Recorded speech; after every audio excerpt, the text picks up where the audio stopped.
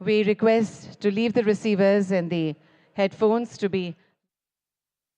Global summit का किया उद्घाटन प्रधानमंत्री नरेंद्र मोदी ने गांधीनगर से। आप देख रहे थे हमारी स्पेशल लाइव कवरेज। अमृत काल की अगर बात करें तो अमृत काल में ये हमारा पहला वाइब्रेंट गुजरात ग्लोबल समिट है और इसके 10वें संस्करण का यहां पर शुभारंभ किया गया, आगाज किया गया। और तो आपको बता दें कि प्रधानमंत्री नरेंद्र मोदी ने गांधीनगर में वाइब्रेंट गुजरात ग्लोबल समिट का उद्घाटन किया और हम इसका संबोधन अभी हम यहां पर देख रहे थे। अगर हम आपको बताएं तो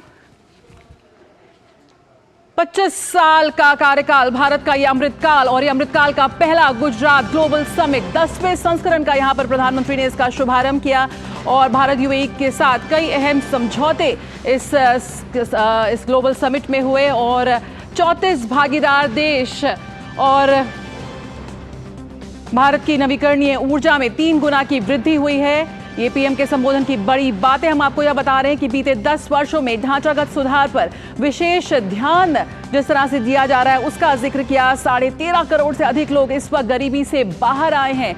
ये तमाम अहम बातें जो प्रधानमंत्री के संबोधन में यहाँ पर नजर आई। आज भारत में 149 एयरपोर्ट हैं और जिस तरह से नए विचारों को यहां मंच दिया जा रहा है, अगले कुछ वर्षों में विश्व की 3 सबसे बड़ी अर्थव्यवस्था में भारत यहां पर शामिल होगा। अनिश्चितता के दौर में भी भारत उम्मीद की एक नई किरण बनकर उभरा है और आज पूरा विश्व भारत को एक विश्वसनीय मित्र के रूप में देखता है। भारत का प्रयास दुनिया को समृद्ध बना रहे हैं। विश्व मित्र की भूमिका में यहां पर भारत आगे बढ़ रहा है। विश्व कल्याण के लिए भारत लगातार प्रतिबद्ध है और वाइब्रेंट गुजरात ग्लोबल समिट को यहां संबोधित किया प्रधानमंत्री नरेंद्र मोदी ने और कहा कि विश्व कल्याण के लिए भारत प्रतिबद्ध है। 25 साल का कार्यकाल भारत के लिए अमृतकाल है और भारत यूएई के साथ कई अहम समझौते हुए जिसका प्रधानमंत्री ने जिक्र किया और प्रधानमंत्री ने कहा कि ग्लोबल समिट एक गेटवे है। दुनिया के तमाम इन्वेस्टर्स का भारत आह्वान कर रहा है और आज बीते 10 वर्षों में जिस तरह से एक ढांचागत सुधार हुआ है उस पर यहाँ पर विशेष ध्यान दिया जा रहा है और भारत की जो प्राथमिकताएं हैं वो स्पष्ट है। Sustainability, infrastructure, futuristic technology, AI, renewable energy, green hydrogen. हमारा विकास जो है वो मानव केंद्रित है और आज हम दुनिया के तीसरे सबसे बड़े स्टार्टअप इकोसिस्टम बन चुके हैं। वाइब्रेंट गुजरात ग्लोबल समिट एक गेटवे है दुनिया के लिए, दुनिया के तमाम इन्वेस्टर्स के लिए, तमाम देशों के लिए कि वो आए और भारत की इस विकास यात्रा में शामिल हों, उसकी भागीदार बने। अनिश्चितता के दौर में भी जिस तरह से भारत की अर्थव्यवस्था एक सिल्वर लाइनिंग के रूप में उभरती नजर आई उसका भी जिक्र किया और आज भारत का जो प्रयास है वो दुनिया के विश्व कल्याण के लिए जिस तरह से भारत प्रतिबद्ध नजर आ रहा है। 34 भागीदार देश और 16 भागीदार संगठन शामिल हो रहे हैं इस वाइब्रेंट गुजरात ग्लोबल समिट में और आज हमने देखा कि किस तरह से देश दुनिया के उद्योगपतियों ने करोड़ों रुपए के निवेश की घोषणा की है और आज ग्लोबल फिनटेक लीडरशिप फोरम में भी शीर्ष उद्योगपतियों से प्रधानमंत्री नरेंद्र मोदी मिलेंगे। तो बेहद अहम रहा प्रधानमंत्री का संबोधन कि किस तरह से आज भारत नवीकरणीय ऊर्जा में 3 गुना की वृद्धि की बात कर रहा है। ऐसे में पूरे विश्व का यहाँ पर आह्वान करते हुए उन्होंने कहा कि आज यूएई का उन्होंने खास तौर पर जिक्र किया। यूएई के साथ साथ हम देख रहे हैं कि हाल के कुछ वर्षों में दुनिया के तमाम शीर्ष नेताओं के साथ, शीर्ष देशों के साथ भारत के संबंध बेहद प्रगाढ़ हुए हैं, बेहद मजबूत हुए हैं, एक नई ऊंचाइयां छू रहे हैं और उसी की झलक एक इस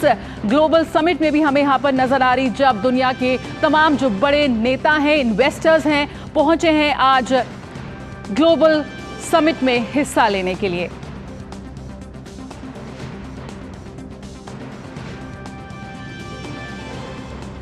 तो पीएम के संबोधन की बड़ी बातें आप देख रहे हैं मिड डे प्राइम और मैं हूं जया सिन्हा और आपको बता दें कि गुजरात के मुख्यमंत्री भूपेंद्र पटेल ने वाइब्रेंट गुजरात ग्लोबल समिट में क्या कहा। उन्होंने कहा कि पीएम मोदी के कुशल नेतृत्व के कारण गुजरात ने विश्व व्यापार, वाणिज्य और औद्योगिक क्षेत्र में प्रमुख स्थान हासिल किया है।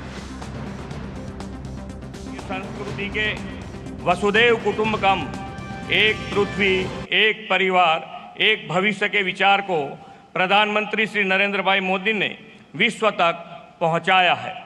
माननीय प्रधानमंत्री श्री नरेंद्र मोदी जी के नेतृत्व में हाल ही में संपन्न हुई भारत की G20 प्रेसिडेंसी भारतवासियों के लिए एक बड़ी उपलब्धि रही है। आज गुजरात ने विश्व व्यापार, वाणिज्य एवं औद्योगिक क्षेत्र में प्रमुख स्थान हासिल किया है। यह आदरणीय श्री नरेंद्र भाई मोदी के दूरंदेशी तथा कुशल नेतृत्व का ही परिणाम है। रिलायंस इंडस्ट्रीज के चेयरमैन और एमडी मुकेश अंबानी ने वाइब्रेंट गुजरात ग्लोबल समिट में कहा कि भारत आज दुनिया के ग्रोथ इंजन की भूमिका में है। पीएम मोदी ने विकास को हमेशा प्राथमिकता दी है। Now, as Prime Minister of India, your mission is दुनिया के विकास के लिए भारत का विकास। You are working on the mantra of global good and make India the world's growth engine. The story of your journey from Gujarat to the global stage in just 2 decades is nothing short of a modern epic. Today, and in today's India, is the best time for young people to enter the economy, to innovate, and to provide ease of living and ease of earning to hundreds of millions of people. और vibrant Gujarat वैश्विक शिखर सम्मेलन में अडानी समूह के chairperson Gautam Adani ने कहा कि हम आत्मनिर्भर भारत के लिए हरित आपूर्ति श्रृंखला का विस्तार कर रहे हैं। अगले 5 वर्षों में अडानी समूह गुजरात में 2 लाख करोड़ रुपए से अधिक का निवेश करेगा। Today, I commit to further investments.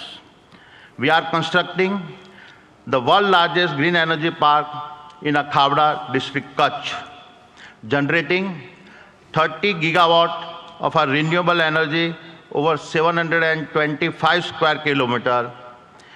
Even visible is from space.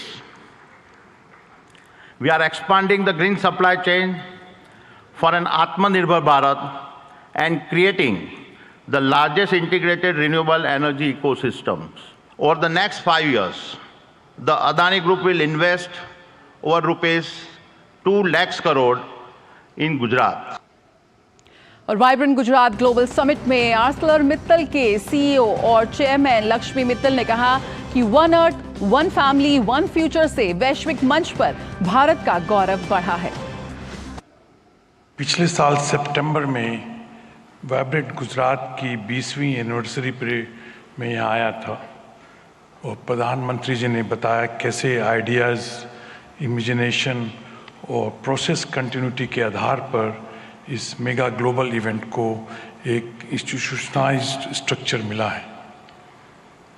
प्रधानमंत्री जी ने उस वक्त ये बताया कि कैसे one earth, one family, one future की सच्ची भावनाओं को लेकर भारत की प्रतिष्ठा कैसे बढ़ेगी और हर इंटरनेशनल फोरम में पूरे ग्लोबल साउथ की आवाज़ को भी मजबूत किया है। सुजुकी मोटर कॉरपोरेशन के अध्यक्ष तोशिरो सुजुकी ने वाइब्रेंट गुजरात ग्लोबल समिट के कार्यक्रम में प्रधानमंत्री नरेंद्र मोदी की जमकर सराहना की। तोशिरो सुजुकी ने कहा कि पिछले 10 वर्षों में पीएम मोदी के निरंतर प्रयास के कारण ही भारत दुनिया का तीसरा सबसे बड़ा ऑटोमोबाइल बाजार बन गया है। In the past 10 years, under the strong leadership and constant support of Honorable Prime Minister Mr. Modi for manufacturing industries, Indian automobile market has been expanding steadily. As a result, India has become the 3rd largest automobile market in the world. और गुजरात में vibrant Gujarat summit से राज्य की प्रगति को गति मिल रही है। ये समिट समावेशी वृद्धि, सतत विकास के लिए व्यापक सहयोग, ज्ञान साझाकरण और रणनीतिक साझेदारी का प्रतिष्ठित वैश्विक मंच बन चुका है। 2003 में गुजरात के तत्कालीन मुख्यमंत्री नरेंद्र मोदी के नेतृत्व में वाइब्रेंट गुजरात ग्लोबल समिट की परिकल्पना की गई थी और इस वर्ष की बात करें तो 34 भागीदार देश और 16 भागीदार संगठन इसमें हिस्सा ले रहे हैं। समिट में संयुक्त अरब अमीरात के राष्ट्रपति शेख मोहम्मद बिन जायद अल नाहयान सहित कई वैश्विक नेता शामिल हो रहे हैं। इस साल की theme gateway to the future यानी भविष्य का द्वार है। तो चलिए आपको बताते हैं कि ये गुजरात वाइब्रेंट समिट गुजरात की अर्थव्यवस्था में क्या भूमिका निभाता है, कैसे इस सम्मेलन के माध्यम से गुजरात के विकास पर प्रभाव साफ नजर आ रहा है। गुजरात में पिछले 2 दशकों के दौरान इस समिट से 55 बिलियन अमेरिकी डॉलर प्रत्यक्ष विदेशी निवेश आया है। 2019 में रिकॉर्ड 28,360 परियोजनाओं और एमओयू पर हस्ताक्षर हुए हैं। वहीं वित्तीय वर्ष 2022-23 में 37,059 करोड़ रुपए का प्रत्यक्ष विदेशी निवेश आया। गुजरात के ऑटो सेक्टर में एफडीआई का 13% हिस्सा है, जो भारत के राष्ट्रीय औसत से ज्यादा है। वित्तीय वर्ष 2022-23 में ऑटो सेक्टर में निर्यात 12 लाख करोड़ तक पहुंचा, जो भारत के कुल निर्यात का 33% है।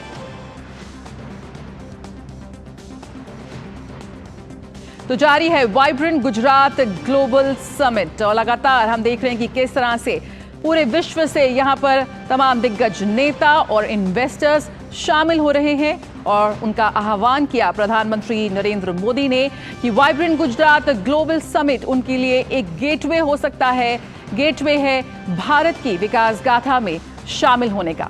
तो आए हिस्सा बने, invest in India. Mid day prime में रुकेंगे एक छोटे से ब्रेक के लिए, देखते रहिए डीडी न्यूज। हुई और कुछ दिनों में ही उसकी डेथ हो गई। उसने पॉलिसी बाजार से टर्म लाइफ इंश्योरेंस लिया हुआ था। मैंने पॉलिसी बाजार को कांटेक्ट किया। उनकी टीम ने क्लेम दिलाने में उसकी पेरेंट्स की पूरी हेल्प की। क्लेम के टाइम पे आपकी हेल्प के लिए हमेशा तैयार। पॉलिसी बाजार, 1 करोड़ का टर्म लाइफ इंश्योरेंस सिर्फ 470 रुपए महीने से शुरू। दादी, आज भी आपकी चाय की दुकान बंद थी? 1 महीने से बीमार हूँ, काम बंद और इलाज का खर्चा अलग। आयुष्मान कार्ड नहीं बनवाया? नाम सुना है, कहाँ बनवाना है, कैसे बनवाना है, इस उम्र में भाग दौड़। कार्ड अभी बन जाएगा। आयुष्मान ऐप पर जाकर अपना या परिवार के सदस्य का नाम लाभार्थी सूची में ढूंढें, आधार, ओटीपी या फेस ऑथ द्वारा ऑथेंटिकेट करें, डिटेल्स भरें, अब मोबाइल से फोटो खींचकर अपलोड करें। बन गया। अब ठीक होकर अपने हाथ की चाय पिला दो। और एक प्रकार से पीएम जय अब गरीबों की जय बन गई है। 5 लाख तक के मुफ्त उपचार की गारंटी, स्वास्थ्य का वरदान Ayushman. Sir, berry pulao try करो, मस्त है। कैसा है? अरे उसको काहे को घूरता है? टिप्स इग्नोर करने का, अपना दिमाग लगाकर ऑर्डर देने का। मार्केट का स्टॉक टिप्स बहुत लोग देता है, डेंजरस हो सकता है। कंपनी और रिस्क पूरा समझने का, फिर इन्वेस्ट करने का। समझ कर इन्वेस्ट कर। मोदी सरकार की गारंटी, कोई नहीं रहेगा भूखा। हर महीने 80 करोड़ लोगों को मिल रहा है मुफ्त राशन। हमारा संकल्प, विकसित भारत।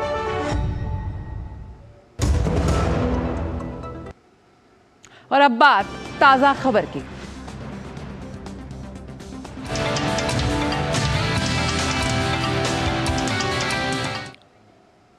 महाराष्ट्र में आज उद्धव ठाकरे बनाम एकनाथ शिंदे विवाद में फैसला आना है।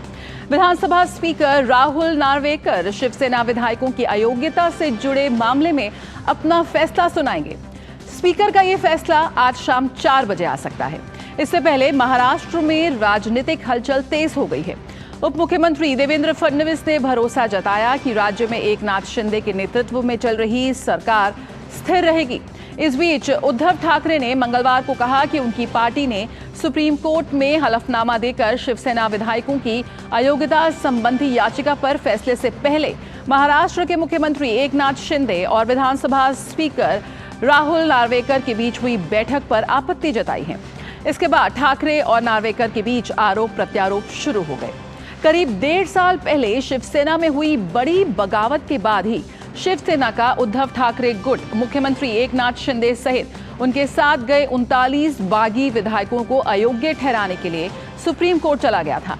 सुप्रीम कोर्ट ने 15 दिसंबर को महाराष्ट्र विधानसभा अध्यक्ष राहुल को एक दूसरे के विधायकों को अयोग्य ठहराने की मांग करने वाली शिवसेना की प्रतिद्वंदी गुटों द्वारा दायर क्रॉस याचिकाओं पर फैसला करने के लिए 10 दिन का समय दिया था। शीर्ष अदालत ने पहले स्पीकर से अयोग्यता याचिकाओं पर 31 दिसंबर तक फैसला करने को कहा था। लेकिन बाद में 10 जनवरी तक समय को बढ़ा दिया था।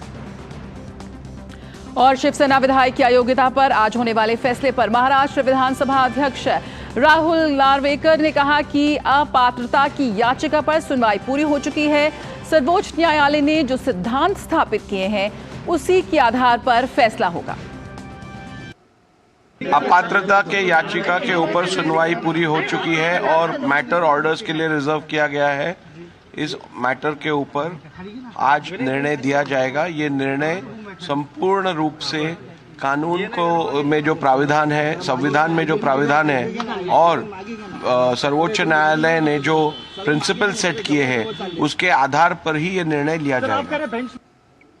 महाराष्ट्र के मुख्यमंत्री एकनाथ शिंदे ने विधायकों की अयोग्यता के मामले पर कहा कि हमारे पास बहुमत है, इसी के चलते चुनाव आयोग ने हमें असली शिवसेना के रूप में माना है। मैं अधिकृत बात करूंगा, लेकिन मैं इतना ही कहूंगा कि हमारे पास मेजॉरिटी है। विधानसभा में 67%, लोकसभा में 75%, हमारे पास 13 सांसद है और हमारे पास 50 विधायक है और इसी के बलबूते पर मेजॉरिटी पर चुनाव आयोग ने हमें ओरिजिनल पार्टी शिवसेना पार्टी करके रिकॉग्नाइज किया है। धनुष्यबाण है जो सिंबल, वो हमें रिकॉग्नाइज किया है, वो दिया हुआ है।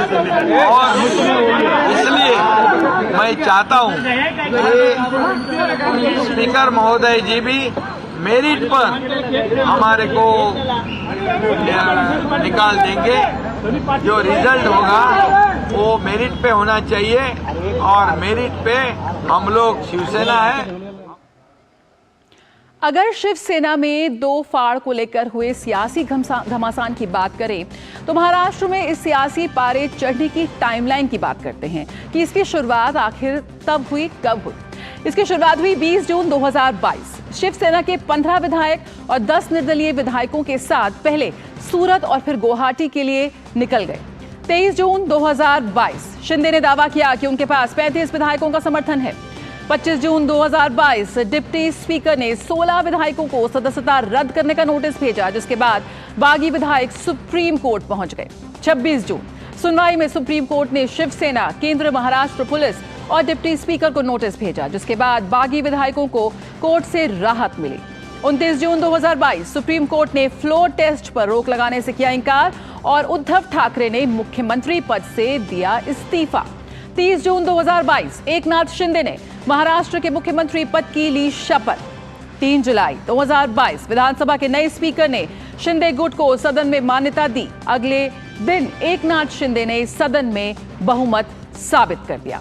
4 अगस्त 2022 सुप्रीम कोर्ट ने चुनाव आयोग से एकनाथ शिंदे गुट की असली शिवसेना के दावे वाली अर्जी पर जल्दबाजी में कोई एक्शन नहीं लेने का आदेश दिया।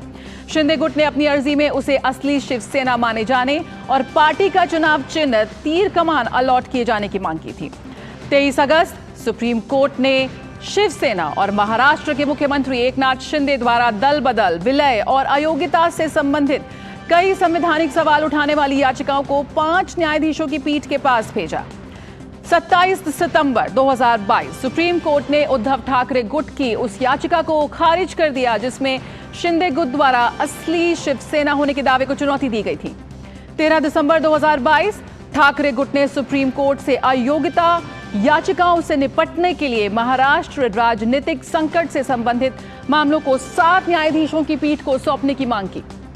14 फरवरी 2023 ठाकरे गुट ने सुप्रीम कोर्ट से महाराष्ट्र राजनीतिक संकट से संबंधित मामलों को 7 न्यायाधीशों की बेंच को 2016 के नबाम रेबिया के फैसले पर पुनर्विचार करने के लिए आग्रह किया। 17 फरवरी 2023 सुप्रीम कोर्ट ने 2016 के नबाम रेबिया के फैसले पर पुनर्विचार के लिए महाराष्ट्र राजनीतिक संकट से संबंधित याचिकाओं को 7 न्यायाधीशों की पीठ के पास भेजने से इनकार कर दिया। 20 फरवरी 2023 उद्धव ठाकरे खेमे ने एकनाथ शिंदे गुट को असली शिवसेना मानने और उसे चुनाव चिन्ह आवंटित करने के चुनाव आयोग के फैसले को चुनौती दी और सुप्रीम कोर्ट का दरवाजा खटखटाया। 21 फरवरी सुप्रीम कोर्ट ठाकरे गुट की उस याचिका पर सुनवाई के लिए सहमत हो गया। याचिका में चुनाव आयोग द्वारा शिंदे गुट को असली शिवसेना मानने और पार्टी का चुनाव चिन्ह अलॉट किए जाने के फैसले को चुनौती दी गई थी। 21 फरवरी सुप्रीम कोर्ट ने उद्धव ठाकरे और शिंदे गुट दोनों की ओर से दायर याचिकाओं पर अंतिम सुनवाई शुरू की। 16 मार्च सुप्रीम कोर्ट ने महाराष्ट्र राजनीतिक संकट से संबंधित उद्धव ठाकरे और सीएम एकनाथ शिंदे गुटों की क्रॉस याचिकाओं के एक बेंच पर अपना फैसला सुरक्षित रख दिया। 11 मई सुप्रीम कोर्ट की 5 न्यायाधीशों की संविधान पीठ ने सर्वसम्मति से फैसला सुनाया कि एकनाथ शिंदे महाराष्ट्र के मुख्यमंत्री बने रहेंगे। वहीं अदालत ने उद्धव ठाकरे के नेतृत्व वाली महाविकास आघाड़ी सरकार को बहाल करने से इनकार कर दिया, क्योंकि उन्होंने विधानसभा में फ्लोर टेस्ट का सामना करने से पहले ही इस्तीफा दे दिया था। सुप्रीम कोर्ट की संविधान पीठ ने मुख्यमंत्री एकनाथ शिंदे गुट के 16 विधायकों की सदस्यता पर फैसला लेने का अधिकार विधानसभा अध्यक्ष राहुल नार्वेकर को सौंपा। 14 सितंबर 2023 के दिन सुनवाई के दौरान स्पीकर ने कहा कि याचिकाकर्ताओं ने जरूरी दस्तावेज दाखिल नहीं किए हैं, जिसके बाद उन्हें बिना कोई तारीख दिए सुनवाई स्थगित कर दी। 18 सितंबर सुप्रीम कोर्ट ने शिवसेना शिंदे गुट के 16 विधायकों की अयोग्यता पर सुनवाई की। कोर्ट ने विधानसभा अध्यक्ष से कहा कि मामले पर फैसला लंबे समय तक नहीं टाला जा सकता।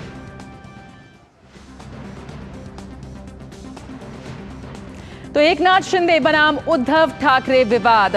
आइए सीधे रुख करते हैं मुंबई का। हमारे संवाददाता शिशिर हमारे साथ जुड़ गए हैं, साथ ही साथ हमारे साथ खास मेहमान भी जुड़ गई हैं। स्नेहलता श्रीवास्तव, लोकसभा की पूर्व महासचिव। सबसे पहले शिशिर का रुख कर लेते हैं, शिशिर से पूछ लेते हैं। शिशिर, लगातार जो विवाद चल रहा है उसकी टाइमलाइन हमने अभी दर्शकों को समझाने की कोशिश की। राजनीति, अगर हम महाराष्ट्र की राजनीति की बात करें तो एक बड़ा दिन जो ये रस्साकशी है वो जारी है। क्या कुछ आपको लग रहा है कि इस वक्त जो बयानबाजी चल रही है, एकनाथ शिंदे ने कहा कि उनके पास बहुमत है, जो भी फैसला होगा वो योग्यता के आधार पर होना चाहिए, मेरिट के आधार पर होना चाहिए, जो इस वक्त बयानबाजी चल रही है, जो हलचल है, सबसे पहले वो बताइए। जो है काफी दोनों तरफ से जारी है। खासतौर पर हम बात करें उद्धव ठाकरे गुट की, तो उनके प्रवक्ता जो है, उनके सांसद जो है संजय राउत ने कहा ये मैक्स जो है पहले से फिक्स है, इस प्रकार के आरोप उन्हें लगाए। ये आरोप इन आधार पर थे जिस प्रकार से जो है महाराष्ट्र के स्पीकर जो है राहुल नार्वेकर, उन्होंने मुख्यमंत्री से मुलाकात की थी और उस मुलाकात के बाद उन्होंने आरोप लगाए कि जिस प्रकार से अध्यक्ष मुख्यमंत्री से मिल रहे, ये कहीं ना कहीं दर्शाता है कि ये मैच फिक्स है। दूसरी ओर उद्धव ठाकरे ने कहा था कि जो आरोपी है, मतलब हालांकि उद्धव ठाकरे गुट ने कहा कि उनके लिए इस वक्त अगर ये केस अगर देखा जाए तो इस केस में आरोपी जो है मुख्यमंत्री एकनाथ शिंदे है, तो आरोपी से मिलने खुद अगर जज जाए तो आप समझ सकते हैं किस प्रकार से फैसला होगा। ये टिप्पणी हालांकि उन्होंने कल अपने प्रेस कॉन्फ्रेंस में की थी।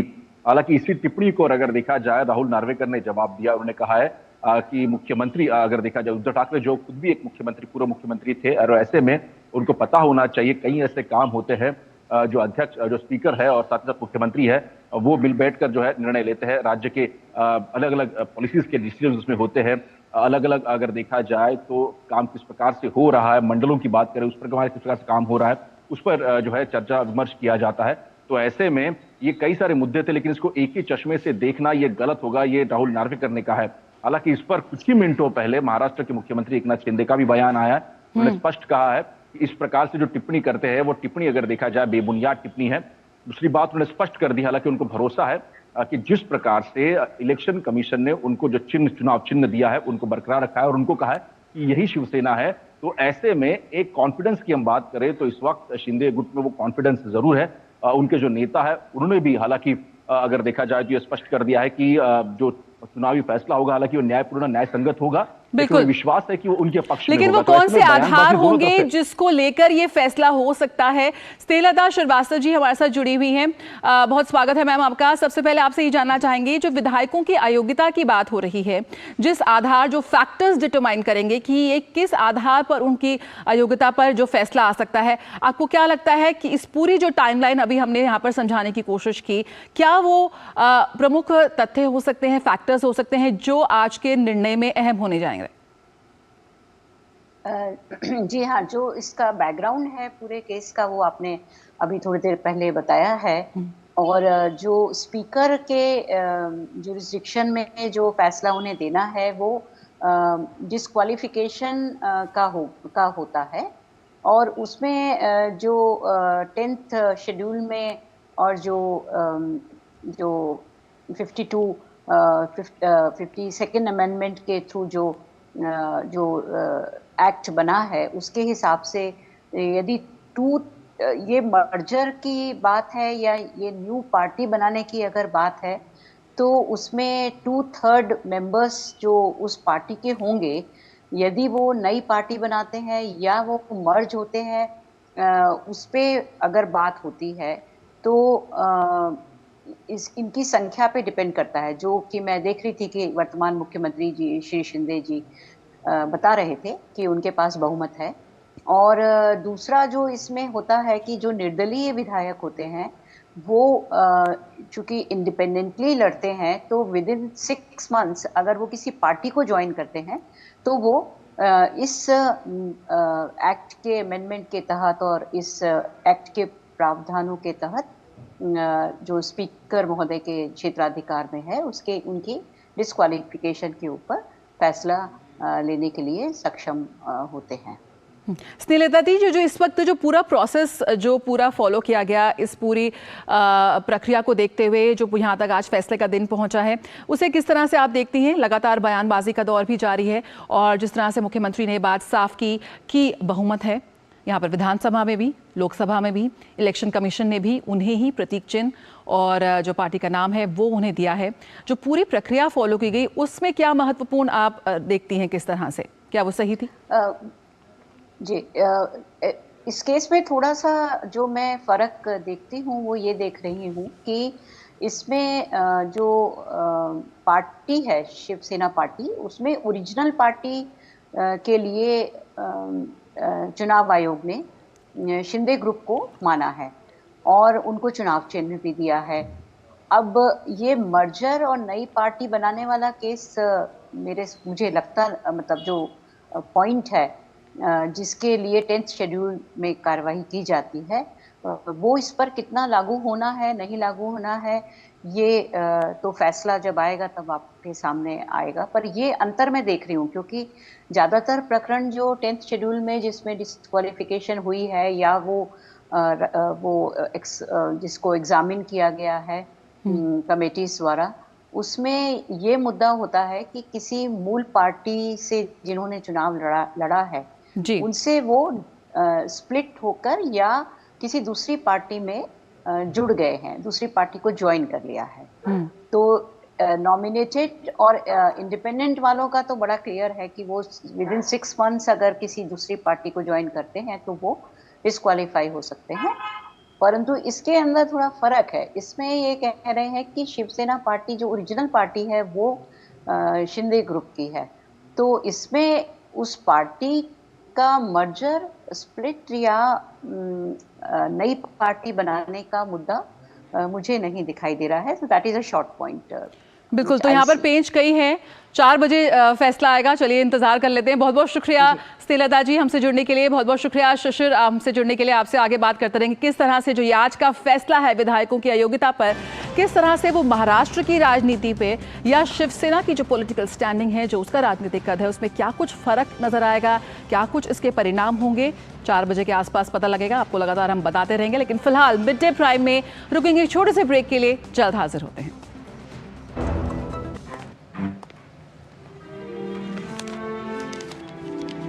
इतनी जल्दी पैसे डबल? ओ, जमा करोगे तो फिर भुगतोगे। क्या लो, ऐसी लुभाने वाली स्कीम में पैसे जमा करना यानी धोखे की संभावना, इसलिए पहले पूरी जांच, उसके बाद पैसे जमा, नहीं तो आपके पैसे हो जाएंगे आरबीआई कहता है जानकार बनिए, सतर्क रहिए। तुम्हें पता है इन्वेस्टर्स के लिए एक इन्वेस्टर प्रोटेक्शन फंड होता है IPF, लेकिन अगर तुम्हारा ट्रेड एक्सचेंज पर एग्जीक्यूट नहीं हुआ या फिर कोई गारंटीड रिटर्न्स वाली स्कीम है तो ये IPF आपकी मदद नहीं कर सकता है। और अगर आपका ब्रोकर ही डिफॉल्टर बन जाए तो फिर IPF आपको कॉम्पेंसेशन दिला सकता है। कहाँ से सीखा? NSE की साइट पर। सोच कर, समझ कर, इन्वेस्ट कर। ब्रेक के बाद स्वागत है, आप देख रहे हैं मिड डे प्राइम और आइए अब नजर डालते हैं अन्य राष्ट्रीय खबरों पर।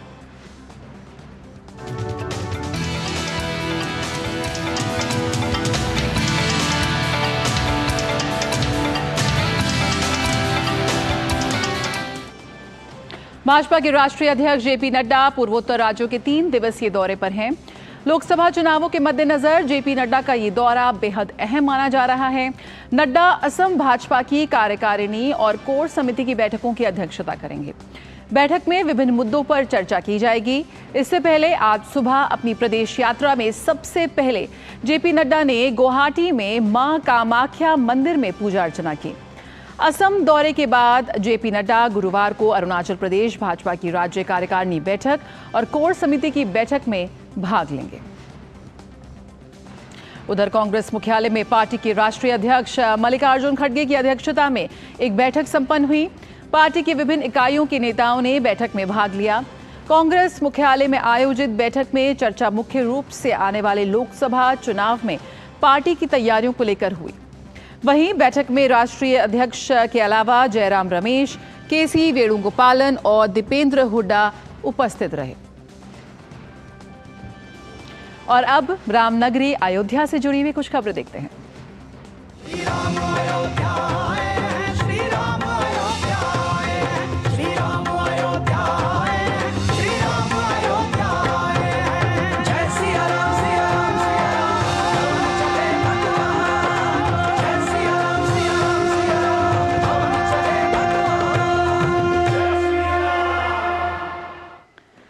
बाईस तारीख को अयोध्या में रामलला की प्राण प्रतिष्ठा और उससे जुड़े कार्यक्रमों को अंतिम रूप देने के लिए बीजेपी की आज एक अहम बैठक अयोध्या में हो रही है। बैठक में पार्टी की ओर से केंद्रीय नेतृत्व के शीर्ष पदाधिकारी भी मौजूद हैं। बैठक में प्राण प्रतिष्ठा समारोह समेत सभी कार्यक्रमों के अंतिम रूप पर चर्चा हो रही है।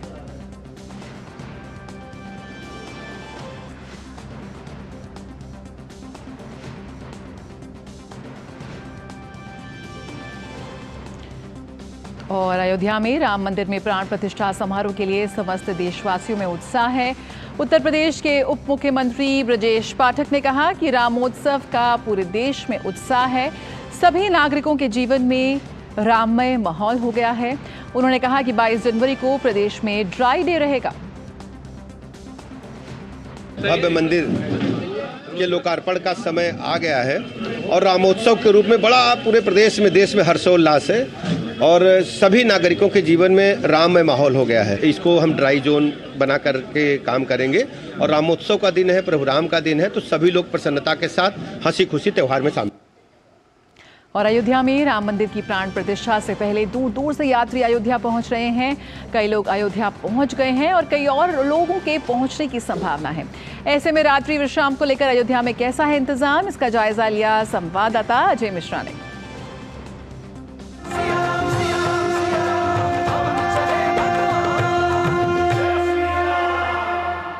मेरे पीछे आप देख रहे हैं सूर्य स्तंभ। भले ही अयोध्या में इस वक्त सूर्यास्त हो चुका हो, लेकिन ये नए सूर्य स्तंभ उभरते हुए अयोध्या के नए प्रतीक हैं। धर्मपथ से लेकर के लता मंगेशकर चौक तक ये जो विशेष सूर्य स्तंभ लगाए गए हैं, ऐसा कहा जा रहा है कि उनको कोई भी क्षति लंबे समय तक नहीं पहुंचने वाली है। आप मेरे पीछे देख रहे हैं, ये लखनऊ से बाईपास निकला है, जो कि अयोध्या का सबसे ज़्यादा बिजी बाईपास है। मेरे सामने इस वक्त मैं देख रहा हूं कि लंबी लंबी गाड़ियां जो फ्लाईओवर बना है उसके ऊपर से जा रही हैं और ये सबसे ज़्यादा बिजी है। यहीं से आपको बस पकड़नी होती है, यहीं पे जो यातायात के साधन वो आपको मिलते हैं। तो सबसे बिजी स्ट्रीट के तौर पर आप देख सकते हैं। इसी स्ट्रीट से आप सीधे धर्म मार्ग होते हुए लता मंगेशकर चौक में जाते हैं और जितने भी अयोध्या के प्रसिद्ध धार्मिक स्थल हैं उनकी यात्रा पर जाते हैं। लेकिन चूँकि कहानी हमारी ये है कि अयोध्या की रात होती कैसी है, तो आप ये देखिए कि नगर निगम अयोध्या ने जो निःशुल्क रैन बसेरा बसाया है तीर्थयात्रियों के लिए, वहाँ पर हम आ चुके हैं और देखते हैं कि महिलाओं का रैन बसेरा अलग है, पुरुषों का रैन बसेरा अलग है। तो हम पुरुषों के रैन बसेरे में इस वक्त थोड़ी सी तस्वीरें आपको दिखाने का प्रयास करते हैं। मेरे सहयोगी जो कैमरामैन हैं रमाकांत शर्मा जी आपको तस्वीरें दिखा रहे हैं और आप देखिए कि ये सभी लोग निःशुल्क व्यवस्था, बढ़िया यहाँ पर व्यवस्था, सभी को जो बिस्तर की व्यवस्था है, रजाई ओढ़ने की व्यवस्था है, कंबल की व्यवस्था है और मुझे नहीं लगता कि यहाँ पर सोने में किसी भी सामान्य व्यक्ति को परेशानी का सामना करना पड़ रहा है। ये रैन बसेरा नगर निगम चला रहा है या कौन, किसके तत्वाधान में चल रहा है? सर ये नगर निगम चला रहा है, सर देख रेख नगर निगम कर रहा है। सिक्योरिटी को दिया है सर टेंडर, सिक्योरिटी देख रही है सर। थोड़ा सा जीवन बताइए, ये लोग कैसे आते हैं आपके पास, कैसे पता चलता है कि यहाँ पर रैन बसेरा है, आप कैसे सुविधाएं देते हैं? सर बसों से उतरते हैं, रात में आते हैं 1 बजे 2 बजे, कोई उड़ीसा से आ रहा है, कोई महाराष्ट्र से आ रहा है, कोई पंजाब से आ रहा है, तमाम तरीके के लोग आते हैं सर, और देना पड़ता है व्यवस्था। उसके बाद सब पूरी तरह आधार कार्ड लेना पड़ता है सर, आधार कार्ड सबसे ज़रूरी है, आधार कार्ड अनिवार्य है। आधार ये तो पुलिस की व्यवस्था है कि किसी को भी आप अगर आश्रय दे रहे हैं, चाहे वो रैन बसेरा हो या फिर होटल हो या फिर कोई भी हो, पुलिस 2-2 बजे रात को सीओ साहब एसएसपी साहब दौड़ा करते रहते हैं, डीएम साहब अयोध्या के। ये सुविधा पूरी तरह से निःशुल्क है? निःशुल्क है, एक भी पैसा नहीं। तो ये है कि अगर आप तीर्थयात्री हैं, फंस गए, मान लीजिए आपकी ट्रेन आपकी बस थोड़ा सा देर में पहुंची, तो भी आपको बहुत परेशान होने की ज़रूरत नहीं है। एक ठीक ठाक यहाँ पर साफ़ सुथरा कमरा आपको मिल जाएगा जिसमें आप कम से कम रात बिता सकते हैं और सुबह होते ही अपने किसी नए ठिकाने पर जा सकते हैं।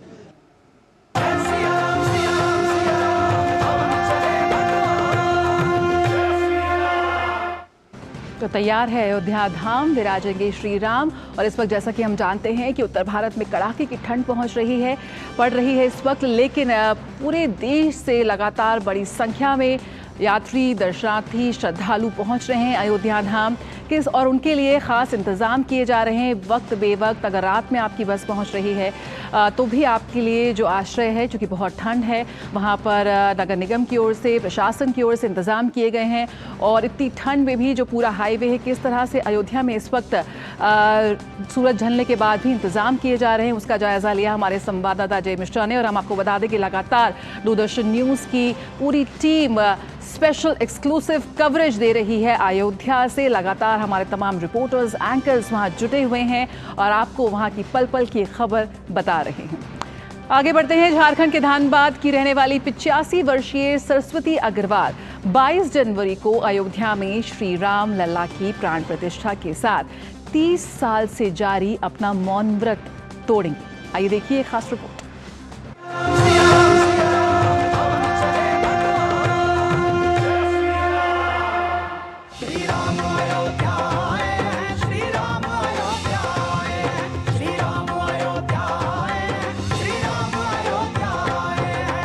अयोध्या स्थित श्री राम जन्मभूमि मंदिर में 22 जनवरी को श्री राम लला की प्राण प्रतिष्ठा ना जाने कितने असंख्य राम भक्तों के तप, त्याग, संकल्प और बलिदान का परिणाम है। झारखंड की करमटार निवासी 85 वर्षीय सरस्वती अग्रवाल ने 30 साल पहले अयोध्या में राम मंदिर निर्माण का संकल्प लेकर मौन व्रत शुरू किया था, जो अब 22 जनवरी को राम सीताराम शब्द के साथ टूटेगा। सरस्वती को श्री राम मंदिर अयोध्या से प्राण प्रतिष्ठा समारोह में शामिल होने का निमंत्रण आया है, जिससे उनका पूरा परिवार खुश है। 22 को इनका मंदिर मतलब कहाँ पे टूटेगा? अयोध्या में बुलावा इनको आया? नित्य गोपाल दास जी के सामने ही खुलेगा, उनके शिष्यों के सामने। दरअसल सरस्वती अग्रवाल साल 1992 में अयोध्या गई थी। वहां उन्होंने राम जन्मभूमि न्यास के प्रमुख महंत नृत्य गोपाल दास से मुलाकात की। उन्होंने सरस्वती को कामतानाथ पहाड़ की परिक्रमा करने का आदेश दिया। आदेश मिलने के बाद ये चित्रकूट चली गई। 7.5 महीने कल्पवास में 1 गिलास दूध पीकर रही। साथ ही रोजाना कामतानाथ पहाड़ की 14 किलोमीटर की परिक्रमा भी की। परिक्रमा के बाद वो अयोध्या लौटी और फिर उन्होंने स्वामी से मुलाकात की। उनकी प्रेरणा से सरस्वती ने राम मंदिर निर्माण की मनोकामना के लिए मौन धारण किया। उन्होंने संकल्प लिया कि जिस दिन राम मंदिर की प्राण प्रतिष्ठा होगी उसी दिन मौन तोड़ेंगी।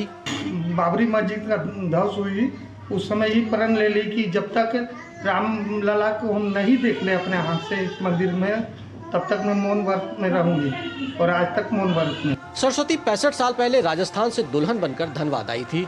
सरस्वती कभी स्कूल नहीं गई, इसलिए उनके पति ने उन्हें अक्षर ज्ञान दिया। उसके बाद उन्होंने पढ़ना लिखना सीखा। आगामी 22 जनवरी को श्री राम लला की प्राण प्रतिष्ठा को लेकर वो बेहद खुश हैं और लिखकर बताती हैं कि मेरा जीवन धन्य हो गया। राम लला ने मुझे प्राण प्रतिष्ठा में शामिल होने के लिए बुलाया है। मेरी तपस्या साधना सफल हुई। शबरी की आस्था प्रभु श्री राम को उनकी कुटिया तक ले आई। ऐसी ही आस्था धनबाद के करमटार निवासी सरस्वती की है, जिन्होंने 30 साल पहले अयोध्या में राम मंदिर बनने का संकल्प लेकर मौन व्रत शुरू किया। अब वो अयोध्या स्थित श्री राम जन्मभूमि मंदिर में 22 जनवरी को श्री राम लला की प्राण प्रतिष्ठा के दिन राम सीताराम शब्द बोलकर मौन व्रत तोड़ेंगी। धनबाद से अजय कुमार के साथ मैं दिवाकर कुमार।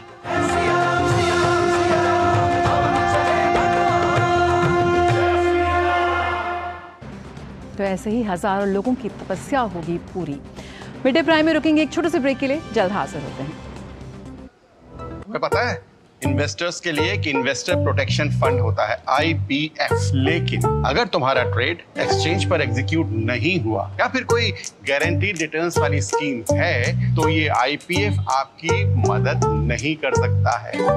और अगर आपका ब्रोकर ही डिफॉल्टर बन जाए तो फिर IPF आपको कॉम्पेंसेशन दिला सकता है। कहाँ से सीखा? NSE की साइट पर। सोच कर समझ कर इन्वेस्ट कर। ब्रेक के बाद स्वागत है और आइए अब देखते हैं व्यापार प्राइम यानी कि अर्थ जगत से जुड़ी कुछ खबरें।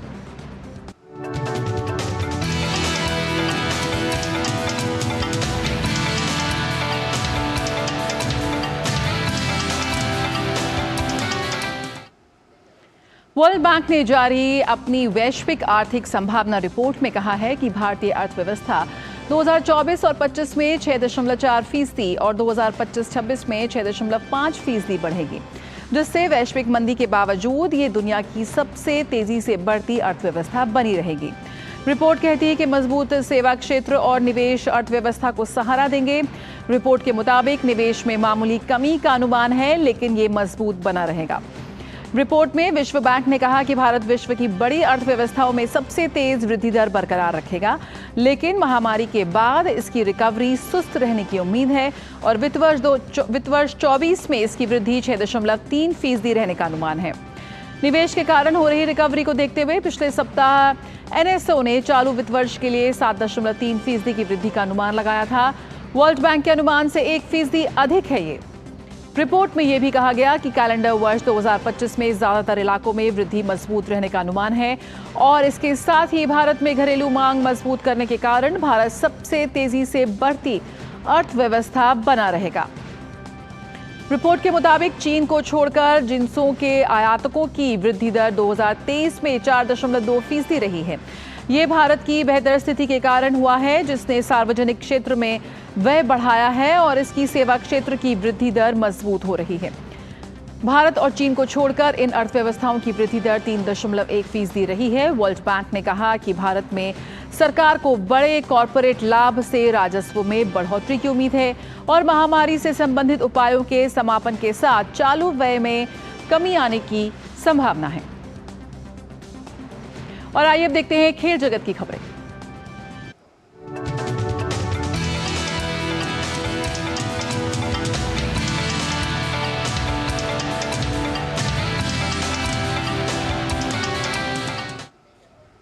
और खेल प्राइम के साथ हमारे साथ जुड़ रहे हैं गौरव। गौरव, क्या खास है आज खेल की दुनिया में? शुक्रिया जय। और खेल की खबरों की शुरुआत करेंगे ICC टेस्ट रैंकिंग की खबरों के साथ, जहां पर ICC की इस हफ्ते की टेस्ट रैंकिंग में बड़ा फेरबदल देखने को मिला है। दक्षिण अफ्रीका के खिलाफ टेस्ट सीरीज में शानदार प्रदर्शन की वजह से जहां विराट कोहली ने बाबर आजम को पीछे करके 6ठे स्थान पर वो पहुंच गए हैं, तो वहीं रोहित शर्मा लंबी छलांग लगाते हुए सीधे टॉप 10 में आ गए हैं।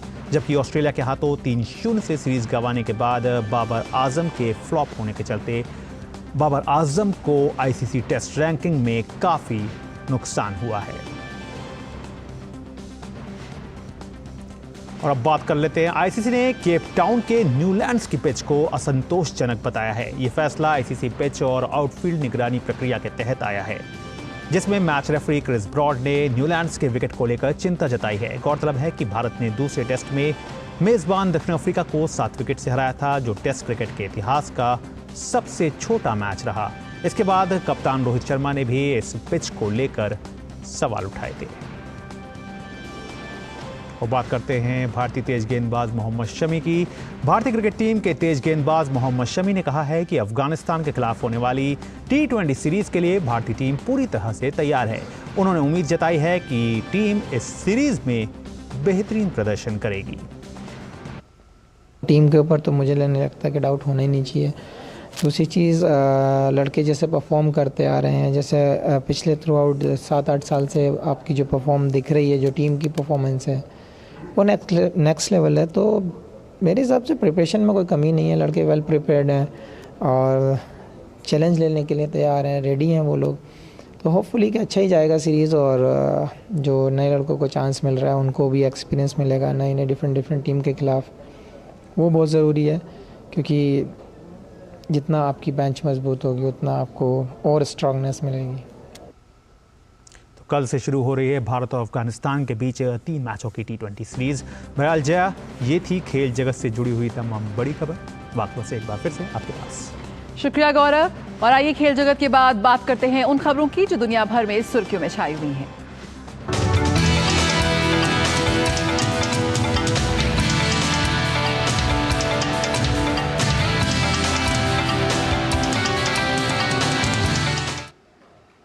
अमेरिका में शीतकालीन तूफान से 12 प्रांतों के कारोबार और जनजीवन पर असर पड़ा है।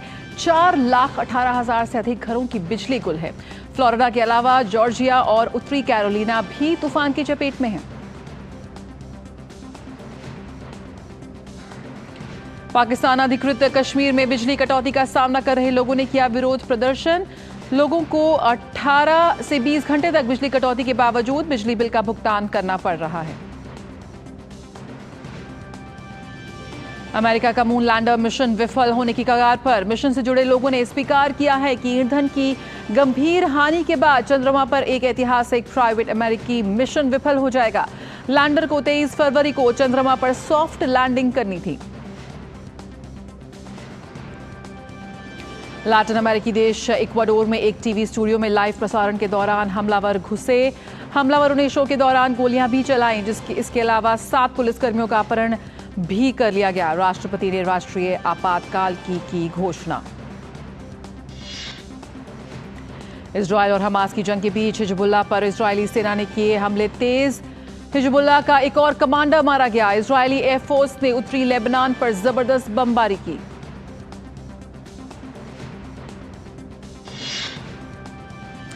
इसी के साथ मिड डे प्राइम में फिलहाल इतना ही, लेकिन खबरों का सिलसिला दूरदर्शन पर जारी रहेगा। बने रहिए हमारे साथ। मुझे दीजिए इजाजत। नमस्कार।